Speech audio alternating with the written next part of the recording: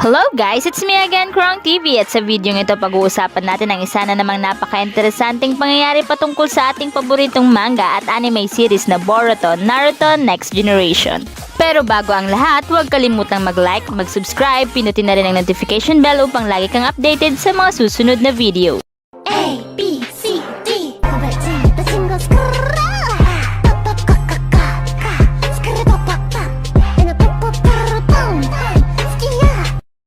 Sa video ito, pag-uusapan natin ang ilang laban na nais nga nating makita sa Naruto series. So marami nga din tayong natunghayang mga mabibigat o nakaka-intense na laban sa Naruto series, na kung minsan dito natin nakikita ang mga full potential ng isang ninja.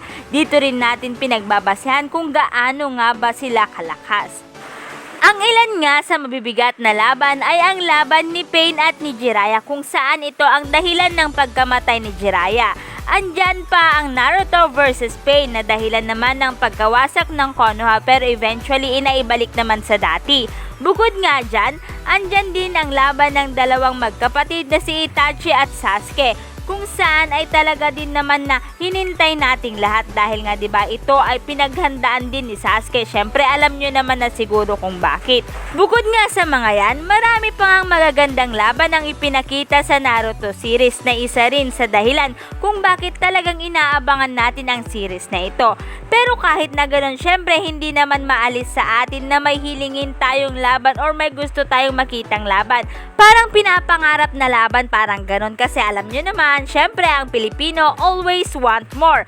Pero ito nga, magsasabi ako ng 5 labanan na marahil ay pinapangarap or ninanais nga nating makita dito nga sa Naruto series. So ito na nga, umpisahan na nga natin ang 5 mga labanan na gusto nga nating makita sa series pero hindi ito nangyari. Number 5, ang paglalaban ni Kakashi at ni Might Guy. So ang dalawang ito ay hindi nga maipagkakaila ang kanilang lakas, kung saan silang dalawa ay kabilang nga sa mga pinakamalalakas na ninja ng Konoha. Silang dalawa din ay matalik na magkaibigan at isa rin sa ating kilalang mga rival, na kahit ganito ang dalawang ito ay laging nandyan para sa isa't isa. Magkaibigan man sila, mayroon din naman silang pagkakaiba pagdating sa kanilang personality, kung saan si Guy ay maingay, energetic at makulit, samantalang si Kakashi naman ay tahimik lang, pero kahit na ganito, hindi pa rin nasira ang kanilang pagkakaibigan. At dahil dito, syempre, hindi natin sila nakitang naglaban, kaya naman, paano kaya kung naglaban itong dalawa? Hindi tulad noon ni Naruto at ni Sasuke, ni Madara at ni Hashirama na rival, pero nakita natin ang kanilang mga paglalaban. Pero sa tingin nyo, kung sakaling maglaban ang dalawang ito, sino kaya sa kanila ang mananalo? Sa laban ng Kakashi at Might Guy, hati ang opinyon ng Naruto fans, kung saan ang ilan ay sinasabing mananalo si Might Guy kay Kakashi gamit ang 8 gate. Katulad na lamang ng kay Madara noon, kung saan ay malapit na nga niya itong matalo. Kaya naman pagdating naman kay Kakashi ay ilang segundo lamang ay matatalo niya na ito. Pero ayon naman sa ibang mga Kakashi fans, hindi matatalo si Kakashi, lalo pat kapag ang labanang ito ay kabilang na ang Sharingan at ang Susanoo. Pero kung ako ang tatanungin, sa tingin ko lang nga, syempre iba-iba naman tayo ng opinyon. Para sa akin lang kasi, sa tingin ko, mananalo si Might Guy dahil napansin ko kapag ang isang Might Guy ay nagseryoso sa laban, walang makakapigil sa kanya, lalo kapag gumamit siya ng 8 gates. Tignan nyo naman, nilabanan niya ang Madara na merong Rinnegan, tapos yun, malapit na nga niyang natalo. Lalo pat si Kakashi ay limited lang ang kanyang chakra, kaya naman hindi niya magagamit ng matagal ang kanyang Sharingan. Pero pagdating kay Might Guy, being taijutsu user, masasabi kong magaling siya pagdating sa pag-utilize ng kanyang chakra. Maging limited man ito, hindi naman ganun kadali or kabilis madidrain katulad ng kay Kakashi. So there's a chance na matatalo nitong si Might Guy si Kakashi. Pero kayo, ano sa tingin nyo? Kakashi or Might Guy? Pero bago yan, dumako naman tayo dito sa number 4. Itachi Uchiha versus Madara Uchiha. So ang dalawang ito nga ay kilala dahil na rin sa sila ay kabilang sa pinakamalalakas na Uchiha sa buong history. Bukod dyan, sila ay kabilang sa mga ninja na kinakatakutan ng 5 great nations dahil naman sa kanilang taglay na lakas. Kaya naman, parang ang sarap panoorin kung ang dalawang ito ay makita nga nating maglalaban. So meron na nga akong video pagdating sa kung sino kaya ang mananalo kapag ang dalawang ito ay naglaban. Kaya kung gusto nyong malaman, panoorin nyo lamang po ang full video nito. Pero kung kayo ang tatanungin, ano sa tingin nyo? Madara Uchiha ba or Itachi Uchiha? So dumako naman tayo sa number 3, Sakumo Hatake versus Legendary Sannin. Si Sakumo Hatake at ang Legendary Sannin ay parehong ang napakalakas na ninja ng Konoha. Kung saan dahil sa lakas nilang ito, sila ay nabansagan ng kanilang mga pangalan. Si Jiraiya, si Tsunade at si Orochimaru ay binansagan ngang Legendary Sannin dahil na rin sa ang tatlong ito ay ang natatanging nakasurvive nga mula sa paglusob nga sa kanila ni Hanzo. Ang maraming Konoha's ninja ay nabigo nga sa pakikipaglaban kay Hanzo at sila lang ang nakasurvive dito, kaya naman sila ay pinangalan ng Konoha's Legendary Sannin.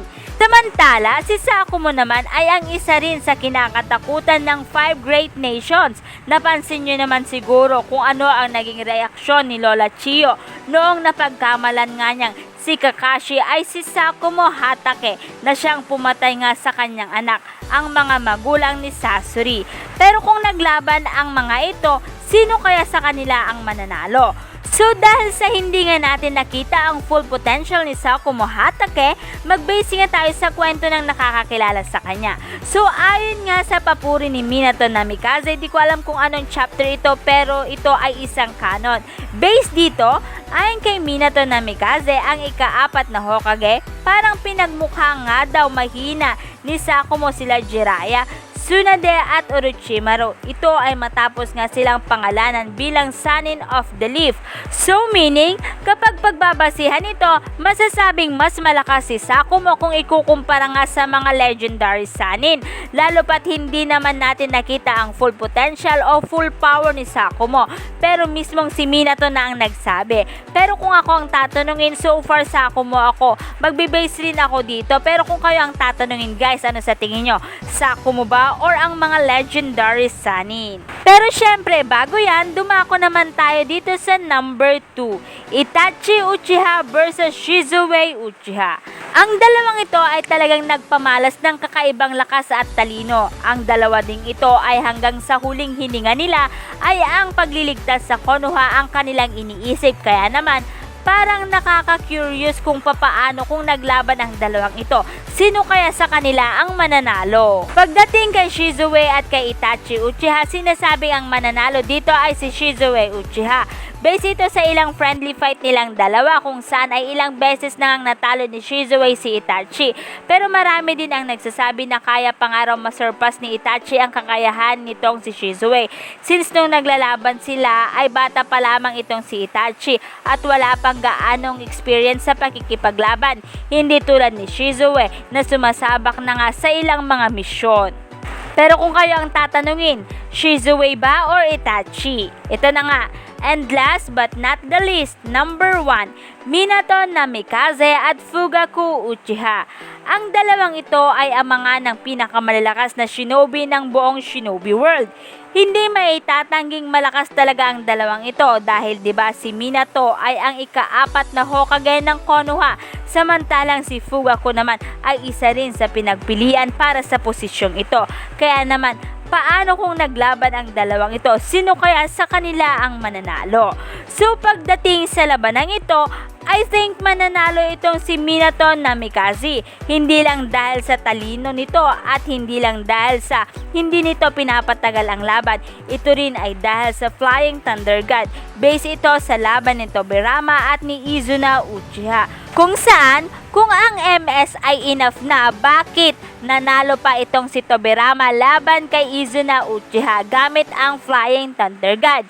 Meaning, pagdating kay Minato na mas mabilis pa kay Tobirama or mas magaling pa sa paggamit ng Flying Thunder God kaysa kay Tobirama, malaki ang chance niya na manalo laban kay Fugaku na mas kakaunti ang experience sa pakikipaglaban compare nga kay Izuna Uchiha. Ibig sabihin, kapag Minato using Flying Thunder God versus Fugaku using Mangekyo Sharingan, ang mananalo ay si Minato Namikaze. Pero kung kayo ang tatanungin guys, ano sa tingin nyo? Sino ang mananalo? Minato ba or Fugaku? I-comment nyo lang inyong kasagutan sa ating comment box. At yan nga guys, ang mga labanan na ninais nga nating makita sa Naruto series. Dito na nga nagtatapos ang video ito. Any comment and suggestion, just comment down below. Thank you!